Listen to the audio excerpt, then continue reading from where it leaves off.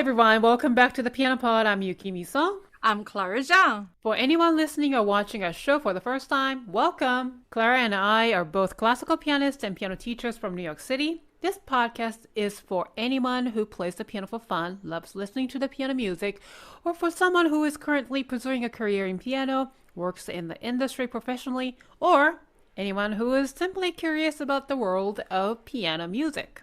In each episode, we interview a guest speaker who has been breaking exciting new ground in the music industry. Before getting started, we want to thank our listeners for tuning in. Please read our show and a review on Apple Podcasts because every reading review will help people find our show. So, our guest of today's episode is Dr. Marilyn Nonken, pianist, Steinway Artist, musicologist, and director of piano studies at New York University Steinhardt. My alma mater, actually. I attended there around 2007, 2008, and I already had my undergraduate and master's degree in Florida, and I was working as a college professor in Florida, but I just decided to pack up and put everything in my Honda Accord and then with the U-Haul trailer in the back and decided to drive. It took me 2 days to get to New York City just because I couldn't speed up so much with the U-Haul. And then I got to New York in January, the coldest time of the month of the year, and it was like really shocking, coming from really relaxed Florida, sunshine Florida, and then getting into New York City in such a cold day. But the experiences, the classes I took, and then the classes I took, and then the piano lessons I got, and then all the other training I received from NYU was just so priceless, and especially with the people I met. And so I'm very, very excited to be able to interview Dr. Nonken after 15, 16 years. So I'm so excited to be able to reconnect with her. Yeah, and you have also you've known Dr. Nonken, right? That's right. I met Dr. Nonken once in person about, I think, 2008, 2009. It's just like you. I had this fascination of studying at NYU. For some odd reason, when I was young, maybe I was watching too much Friends, so I almost like wasn't like particularly thinking, oh, Juilliard or Mahler School. Obviously, those are beautiful schools. But when I was in Kansas, I really I emailed Mr. Samuel Bernstein at the time, and I actually came to study with him in 2005, auditioned there and got in, and they hired me as adjunct faculty. But I was very young. I was like just a little over 21 years old, and my teacher in Kansas felt that if I came to New York by myself alone at that time, I would get lost. And so I went to UMass for first, and then I came back to New York and I met up with Dr. Nonken to discuss further on the PhD program. And so since then I've been following her journey, and it's just such an inspirational pianist and teacher, mentor, and the professor. So yeah, I'm very excited she's on our same show. here. Yeah, and then as we were learning about her for this episode, like, oh my gosh, she is just an amazing woman. So I can't wait to reconnect with her after over a decade, and since I graduated from NYU, so to hear her personal stories, right? Absolutely. Yeah. Well, she is here. So let's get the show started. You're listening to The Piano Pod, where we talk to the brightest minds in the industry about how they are bringing the piano into the 21st century. We are delighted to introduce our guest of Season 2, Episode 13, Dr. Marilyn Nonken, pianist, recording artist, Steinway artist, musicologist, and educator. Dr. Nonken has regarded as, quote, a determined protector of important music, end quote, by the New York Times, and, quote, one of the greatest interpreters of new music, end quote, by American Record Guide. She has performed at the world's most prestigious concert venues, including Carnegie Hall, Lincoln Center, the Guggenheim Museum, and the Theátre Bouffe du Nord in Paris, and Chicago Symphony Center. The composers who have written music for her include Michael Byron, Richard Carrick, Cheah, Jason Eckardt, and many others. Dr. Nonken is the author of The Spectral Piano, published in 2015, and Identity and Diversity in New Music, which was published in 2019. She has recorded more than 30 discs and has published articles on various topics regarding 20th century music. Dr. Nonken is also an educator. Since 2006, she has been a distinguished faculty member and director of piano studies at New York University's Steinhardt School. So today we're going to cover the topics including Dr. Nonken's early years as a student pianist, her career as a recording artist, educator, musicologist, and we also talk about her latest projects and so much more. So, Marilyn, we're so honored to have you today on our show and being able to interview you during this, especially this special month, the Women's History Month. And personally, I'm so happy to reconnect with you after 15 years since I graduated from NYU. It's wonderful. Wonderful to see you and to be speaking with you. And thank you so much for having me. Welcome to the show. Welcome. Yes. Thank you. Thank you. So, because I graduated from NYU, so we have to talk about NYU. We have to start with this COVID. So it must have been such a challenging 2 years for you. Well, I think so many people have suffered during the last few years, and it's been, I think, very difficult for those of us involved in the performing arts, for whom live performance is so important. And I've always been a performer who treasured really meeting audiences and playing for people and playing on particular pianos in particular spaces and that form of connection with the audience. So I personally have found it very difficult. I've never become a big fan of listening online and remotely. I think that's been the whole art of live performance has taken on a different meaning over the last few years. And I also think as a teacher, all of us who teach students have really missed that connection with students and hearing people working with them and being sort of bodies in real spaces. Mm-hmm. Thank goodness things are changing and opening up. Actually, at NYU, we have been in person for piano lessons for most of the pandemic. Facilities were open, and because it's just two people in a very large room, we were able, with a lot of health protocols, to continue a little bit of in-person work. But I think the whole landscape for performance and teaching has been really altered over the past 2 years, and many of us would like to see things go back the way they were, but of course we have learned a lot over the last 2 years, and that's really transformed the way we see what we do. Yeah, it's so, as much as we reminiscent about our past, but things happen, and but sometimes these challenges bring us something, of course, beneficial to us too. So we can talk more about that. And also, I want to talk about this new building where you are right now. Beautiful building of this piano department at NYU, which was not the case during my time. So I'm actually really proud. And I got to visit so many times at this beautiful building that you're in. Especially downstairs when you go, the state-of-the-art practice rooms. So tell us, when did that happen? Oh my, it's hard to say exactly when that happened. I would say probably maybe 6 or 7 years ago, but already it's been a while. But we are here at 3rd Avenue, East 11th Street. It's a facility that Piano Studies shares with the jazz program. So we really are it's very exclusive in terms of making sure that it's very limited in terms of who has access to the pianos. And as a result, we can take really good care of them, really control the humidity and the exciting things like HVAC to make sure that the pianos are really cared for and protected.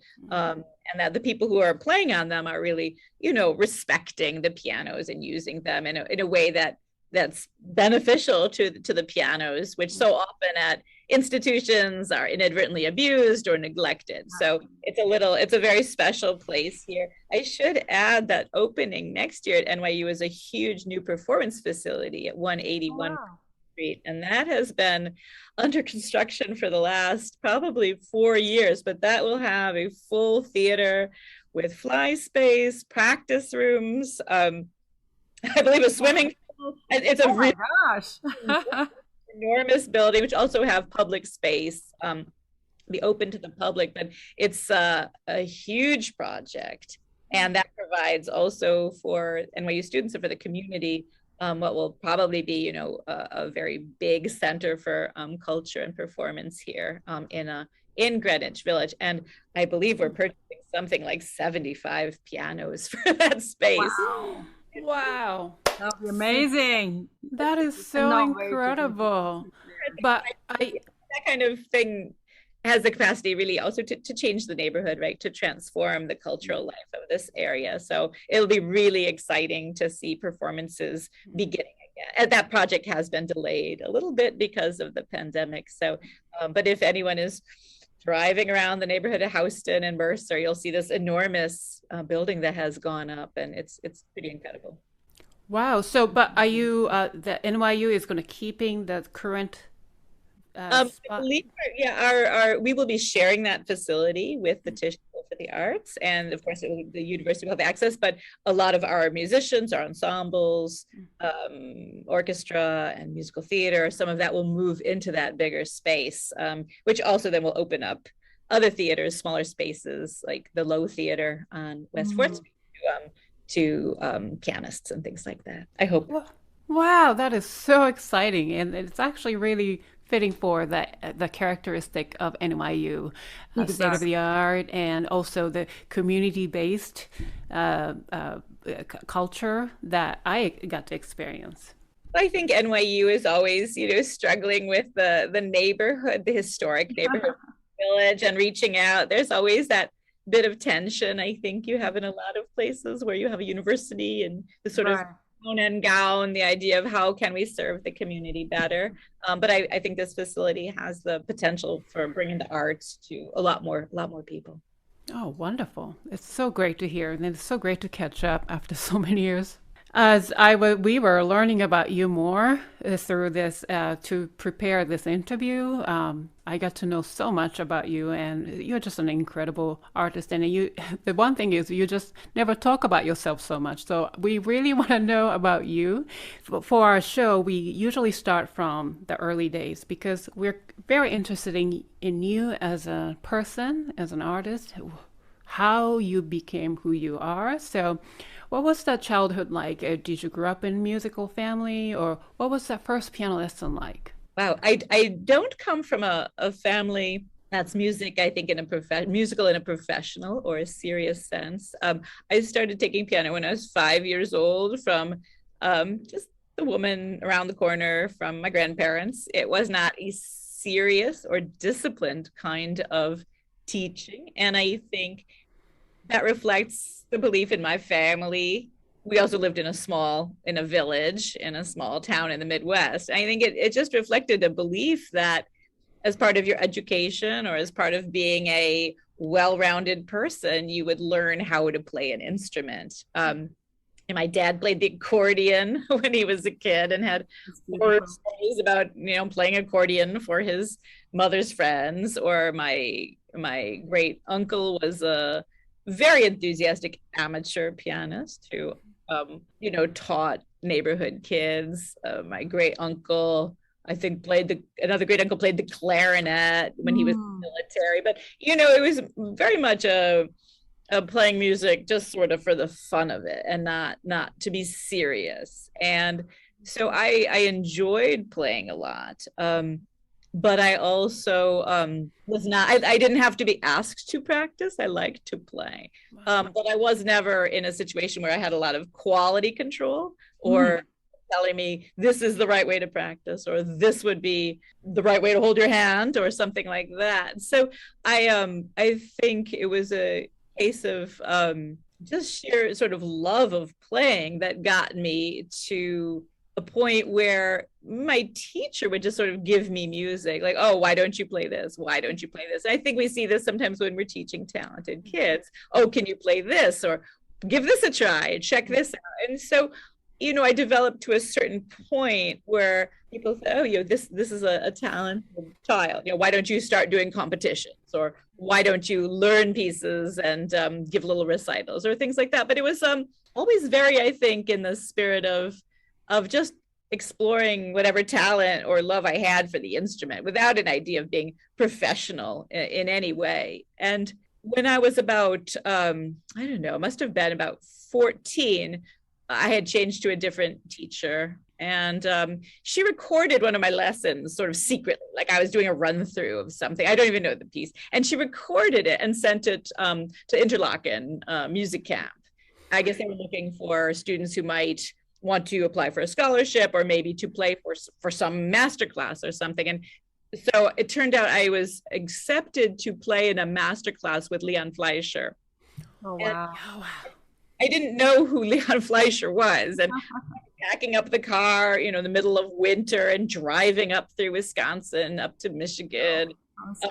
It's a totally different world. And suddenly realizing there were all these serious musicians, my age, people who were really, they were there going to boarding school, really practicing, really taking it seriously, and looking at brochures for conservatories. And so for me, that was very eye-opening, because I think I just sort of got there by the skin of my teeth, really whatever, I hate to use the word talent because it's very much a commodity that we deal with in music, but, basically just on talent, managed to get that far. And then I realized, wow, maybe if I get disciplined and actually learn what I'm doing, and, maybe I could do this, maybe I could go to school for music.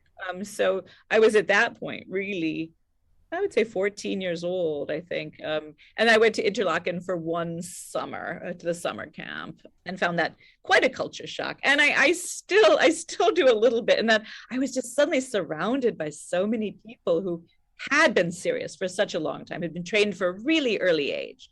And, really to me, seemed so knowledgeable and confident and refined. And I was really, really awestruck by that. And I did not feel particularly comfortable in that environment. Really? Oh my goodness. It's strange though, because I think when I think many of us love playing, and there's a point when that enthusiasm and that passion becomes more about how hard are you willing to work, and becomes more about comparing yourself to other people, and concerns about preparing audition material, or concerns about competitions. And that sometimes, it infringes a little bit on that early love we have for what we're doing. And I definitely sense that kind of conflict between doing something you really enjoy, like a hobby, right, something which is more like your life is going to be, and your career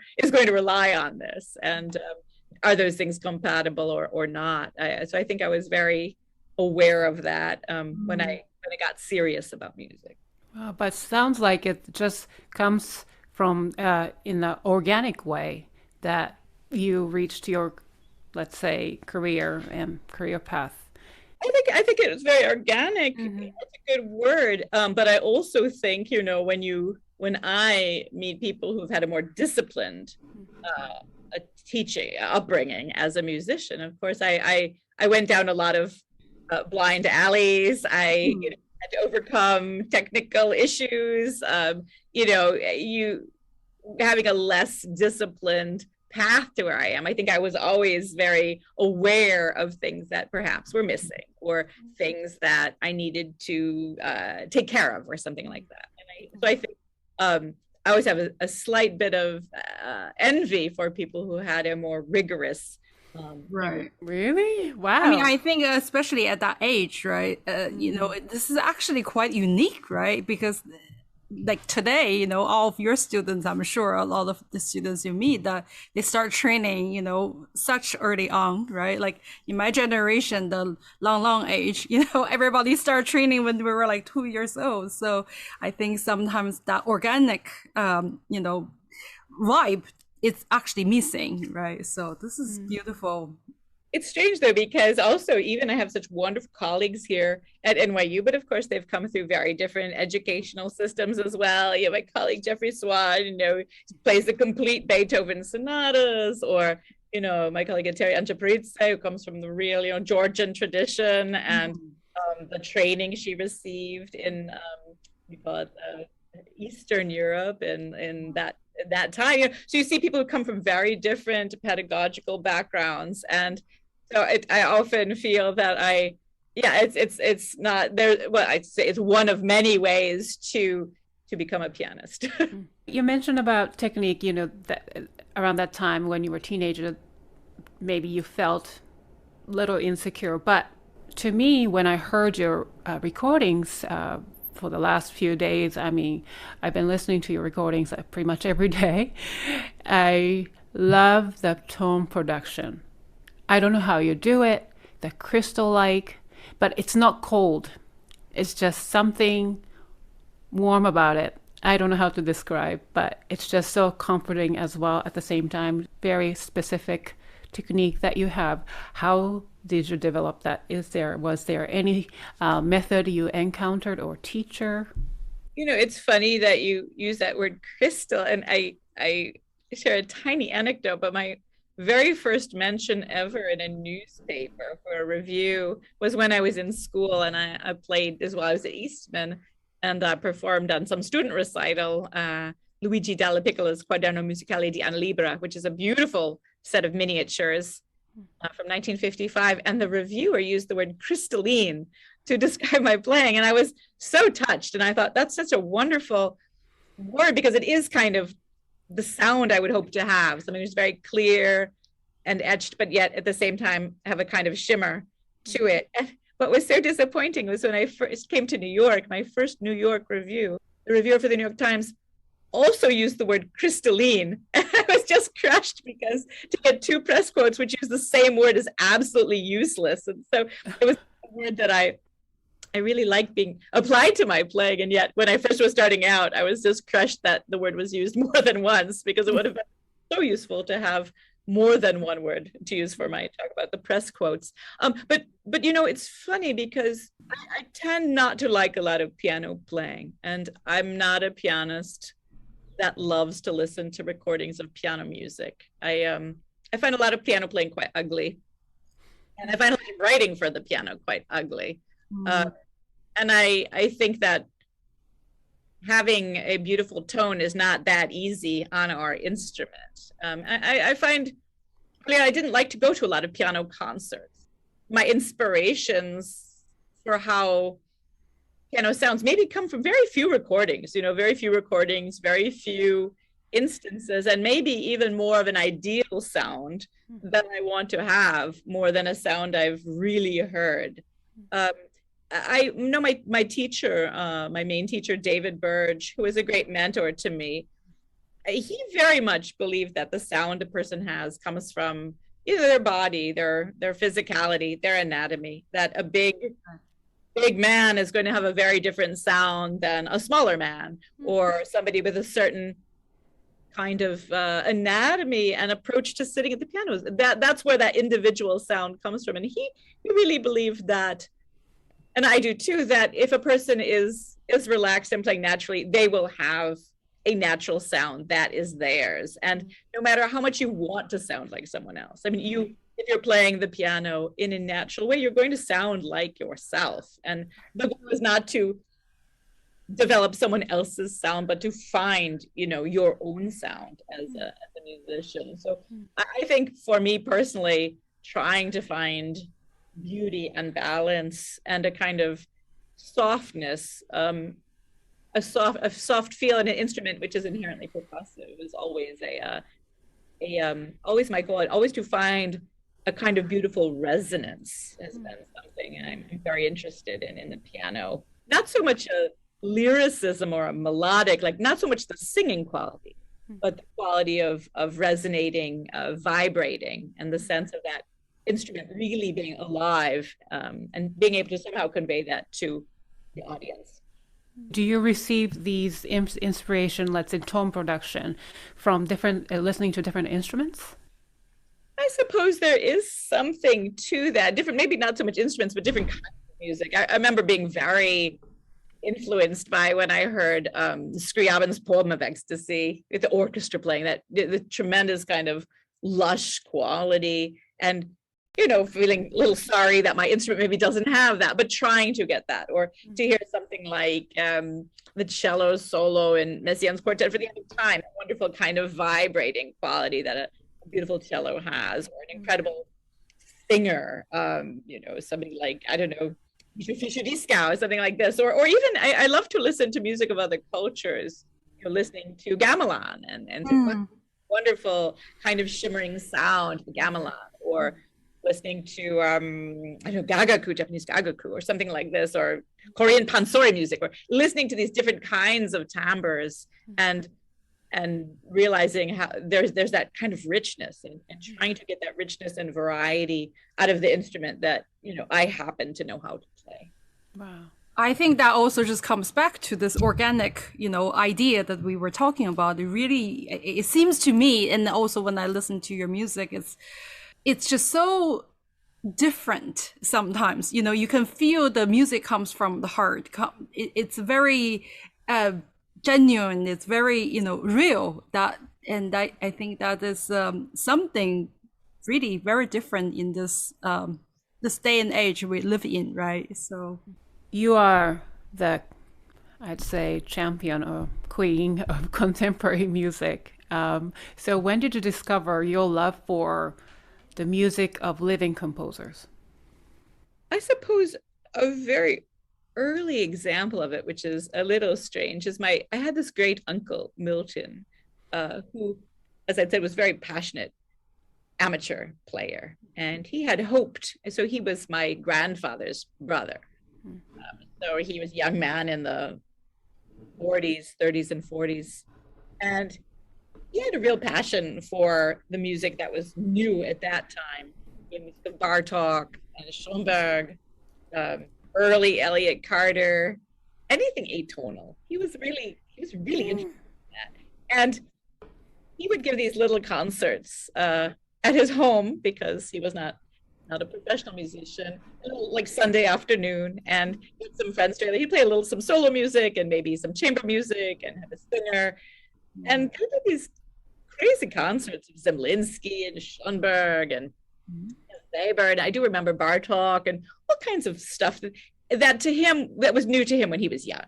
So this might be in the 1970s and 80s now when I was hearing it. And so those composers were no longer alive, but he had a real passion for this stuff that somehow nobody really knew anything about. It was all new to everyone. Our family's not a musical family. So here's my uncle, very enthusiastically churning away at some atonal music. And that was like our crazy Uncle Milton, but he was very enthusiastic about it. So I think that early on, I had a sense that there were these types of music that were out there that other people didn't know about, that weren't part of like the classical world. And they could be a lot of fun to listen to. Sometimes they were strange, sometimes didn't make sense, especially when he played it. It was never note perfect. And I used to sometimes turn pages for these little musical performances in his living room. And it was so hard to follow what was going on. That's very difficult. Turn pages for contemporary music.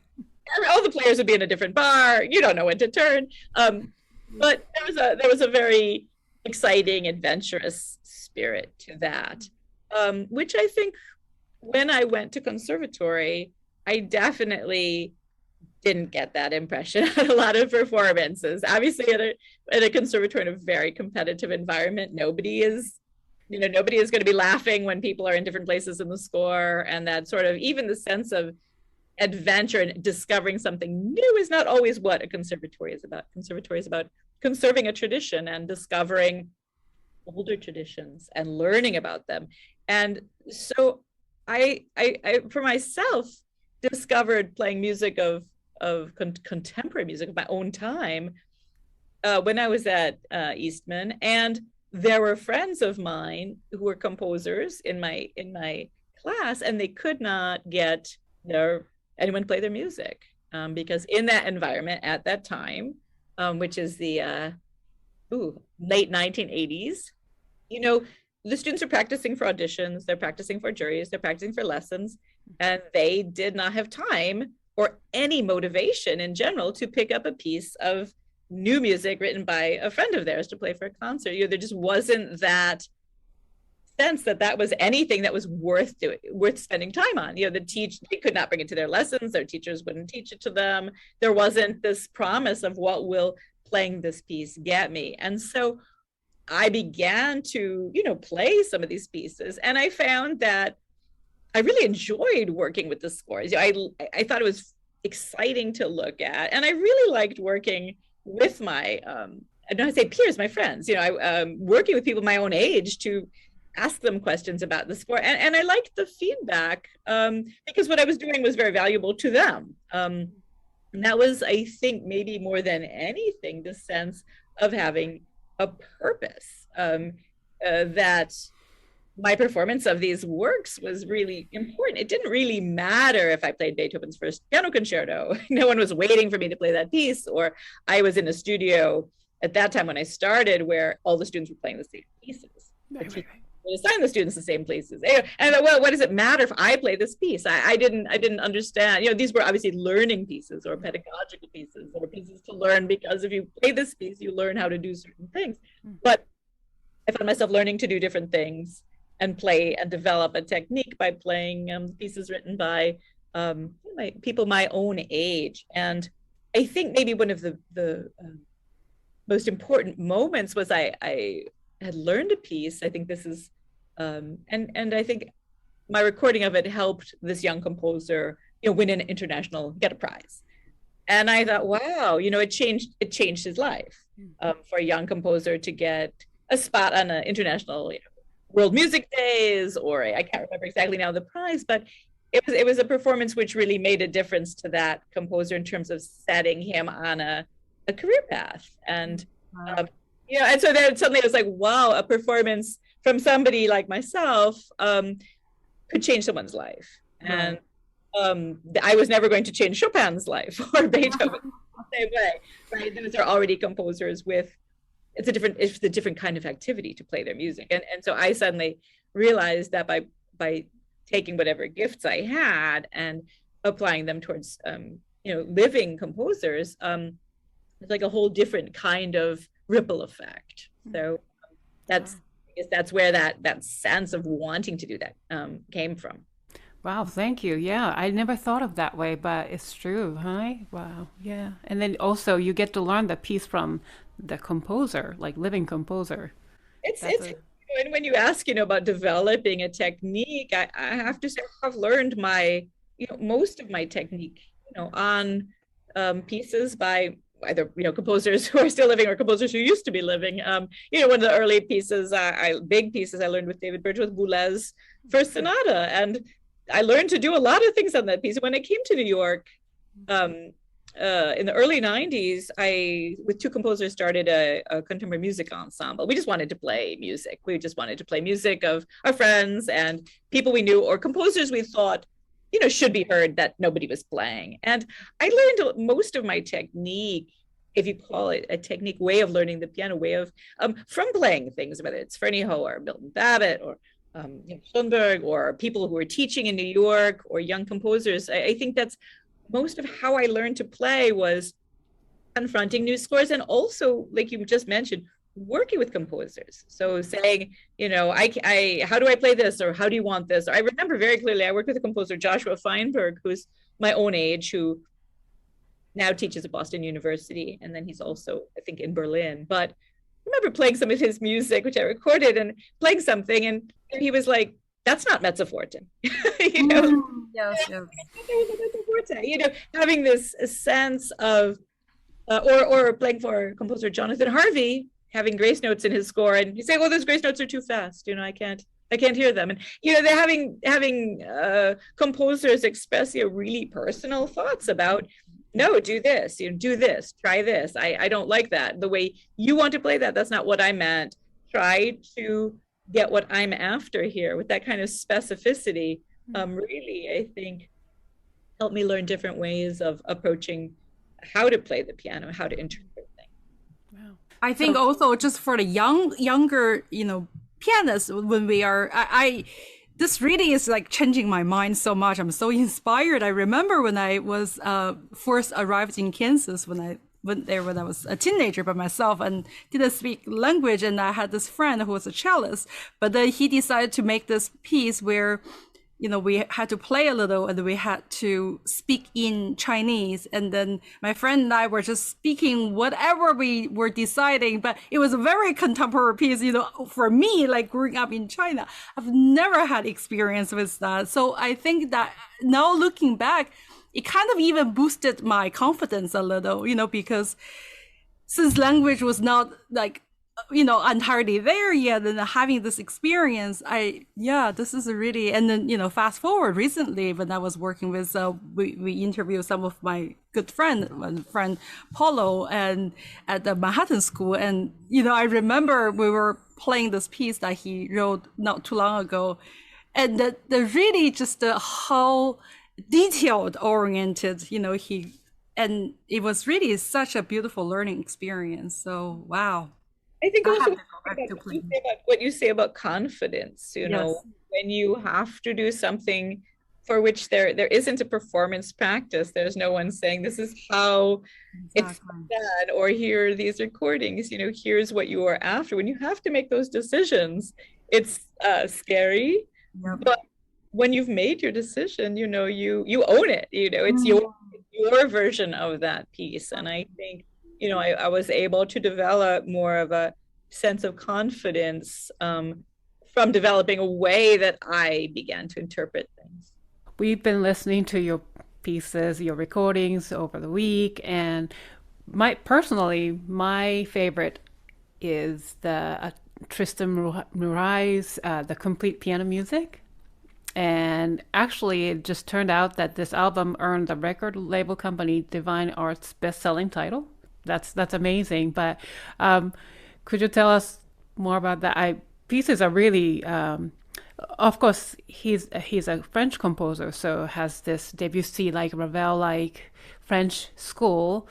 But at the same time, there were at times that was just startling, like totally like out of nowhere comes this harmony or something. It scared me almost. So could you tell us more about the album? Maybe you got to know the composer? That's a great question. It's actually one of my favorite, hard to pick favorite, but probably one of my absolute best experiences making that. Although I have to say it's the complete piano music of Tristan Murray, and Tristan, his birthday is today, actually. Oh, happy birthday, Tristan. Happy birthday. Oh my goodness. One of the ironic things about playing living composers is he has written over the last few years like 4 more piano pieces. So sadly, it is no longer the complete music of Tristan Murray. It's a 2 CD set, but I have just recently gotten these new pieces from his publisher. Look forward to learning them. He's also written since then a piano concerto as well. So there's a lot of music, but Tristan Murray is a fascinating composer. I did not know his music at all. And in about, it must have been 1999, I was running this chamber music performance group, Ensemble 21, here in New York. And we were asked by the Guggenheim Museum to do a concert of contemporary French music. And we were grad students at the time, myself and 2 composers that ran the group. And we were like, wow, what's going on in France? So that really wasn't the kind of music I knew much about. I was playing mostly American, very difficult American music, kind of associated with Milton Babbitt or Elliott Carter, very atonal, virtuosic music. And I was playing a lot of maybe British, what they call the new complexity, a really complicated virtuoso atonal music, which I love, but that was sort of my thing when I was in grad school, sort of exploring my technique, and that's what people thought I was good at. And so we found this group of French composers, and it was called Spectralism. It was a movement. It kind of started in the late 1970s in France, but it was this kind of return to very romantic kind of music, a return to almost the feel of Impressionism with a new focus on harmony, right? So after so many years of atonal music or music that was more about sensing the complexity and virtuosity, music would just kind of return to Impressionism is a great reference because there is this sense of sonority and color and the joy in sound. And for this concert, our ensemble did music of Tristan Murail, who's one of the main figures in this movement of spectralism, and Gérard Griset, who was Murail's good friend, and they were sort of really associated with the beginnings of this kind of music. And when I started playing Murail's music, I played a solo piece, one solo piece of his called La Mandragore, and one chamber piece for like 5 players, I think, called Le Barque Mystique, the mysterious boat. And I was just blown away by the writing. It's like you put it under your hands and you hear what comes out of the instrument. And I just fell in love with it. And I think it's that sense of recognition, like, wow, this is a person who knows how to write for my instrument. We have this feeling on different composers, like it just, everything seems to work. The resonance, the harmony, the beauty, the registers. I think all of us have played pieces where it's hard to get them to sound good. And this seemed like, wow, he knew how to work the piano, to play the piano, to make the piano vibrate and resonate in a way that was so attractive. And I think we love this in romantic music, right? I think a lot of us love to play romantic repertoire because it uses the piano in such a beautiful way, with the use of the pedal and really the kind of effects and the joy in the sound and the beauty of the sound, which is different than playing, let's say, Bach, where it's a beauty of the music, but maybe it will work on other instruments. You can take a Bach piece and play it with orchestra or string quartet or marimba, and we still hear the beauty of the music. But this was really music that was so specifically written for the piano. I was like, what else has this composer written? How can I learn more about this? And one of my composer friends was like, well, he's got a fair amount of piano music, but not that much. Maybe you should ask him for a piece, and then you could try to record his piano music. So it was really like a pie in the sky kind of, maybe he'll write something for you, and then there might be enough for a recording. In the old days, maybe there's enough for a compact disc. Maybe there's 65 minutes worth of music. That's true. And so I applied. I started to learn the rest of his pieces and applied for a grant, was able to commission him to write a piece called Les Travaux Légers, which ended up being a massive piece, ended up being a 35-minute piece. And then for the recording, Tristan, who I was not super friendly with at all, I hadn't known him at all, he found a piece he wrote when he was like 17 years old and auditioning for the Paris Conservatoire to work with Olivier Messiaen. And he's like, well, this has never been recorded, so maybe you'd like this too. So then it became this quite a large recording, including early pieces that had never been recorded or even published at that point, and then going up until a piece which had been just completed that year, really covering the scope of his career from about 1967 until maybe 2000 or something. So his career up until that point. Wow. It was a great big project. I did work with him. He came to New York. He was at Columbia University teaching for a while. I didn't have I still do not have a super close friendly relationship with him, but very much a relationship of interpreter and composer. And I found it incredible to coach with him because Murail is so specific about what he wants. He's just and I respect that tremendously. We look at scores of Beethoven and we look at those articulations and dynamic markings and rhythm. How do you do that? How do you do that? And with a composer like Tristan, he's so specific about what he wants, and it's always been great. He plays piano okay, but for him to sit down and try to show you what he wants is very revealing. And I've certainly become more specific in how I play for working with a composer like that who's so demanding. And people who do not like to work with Tristan Murail don't like to, because he can also just be so relentlessly specific. And many many composers are like that. If they're alive and they're working with a performer, they want to get what they want to get. And sure. It was a fantastic experience to have. I was just finishing grad school at the time, and it was I suppose for me personally, it was also sort of a career making recording in that it captured people's attention a certain way, that music, and it helped me define a bit more what kind of repertoire I want. Although I play lots of different kinds of repertoire, but I think spectral music and composers influenced it, influenced by that music. I loved to play that kind of repertoire. You mentioned so about grad school now and Columbia. You meant just I heard. So I hear that you got your PhD in musicology from Columbia University, and what was the reason? Like you are already have this extensive work with as a solo pianist, a recording artist. I'm very curious to know what was the reason of pursuing musicology, and in specifically what area of musicology you got into.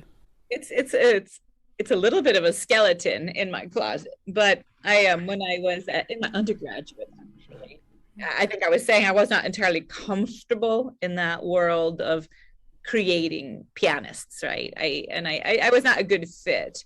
And I left the piano program when I was an undergraduate, halfway through. So my undergraduate degree, I have a degree in theory, but I don't have a degree in performance because I thought, well, I'm interested in so many composers. This is me thinking as a college student, I don't want to leave music.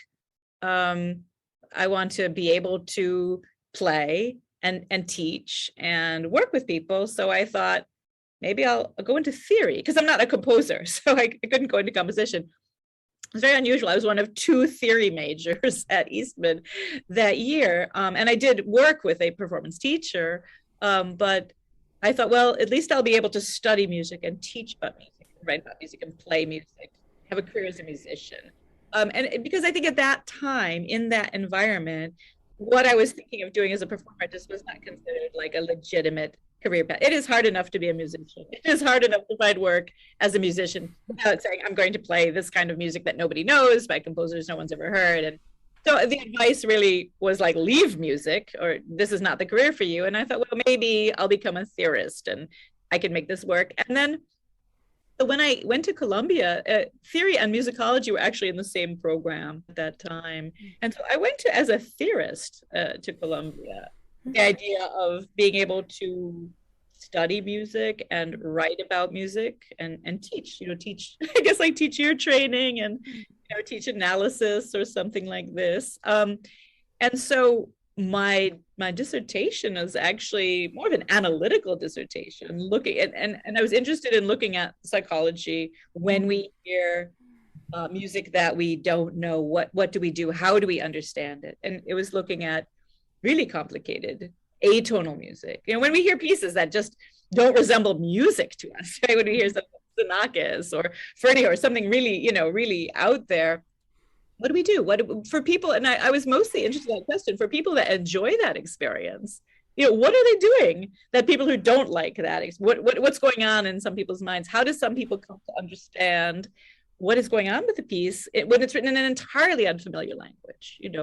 I was sort of looking at what had been written, in psychology, cognitive psychology, about maybe what are the processes people go through to understand music they've never heard before. There's actually been a lot written about tonal music. And when we hear a piece and we find, let's say we're listening to a Mozart sonata and we find something surprising in it, or there's a funny moment in Haydn and we say, what was that? What was that crazy guest? Or what in Beethoven, something comes back in the wrong key, or, there's a lot of studies about expectation and how we learn musical patterns and how a lot of music we love plays with that knowledge that we acquire. And so much of the interest of listening to tonal music is that there are a lot of models we understand, but what's interesting is how different composers writing in different ways treat sonatas or nocturnes or fugues or things like this. But I thought, well, what do people do when they're in an environment where it's not tonal and we don't have familiar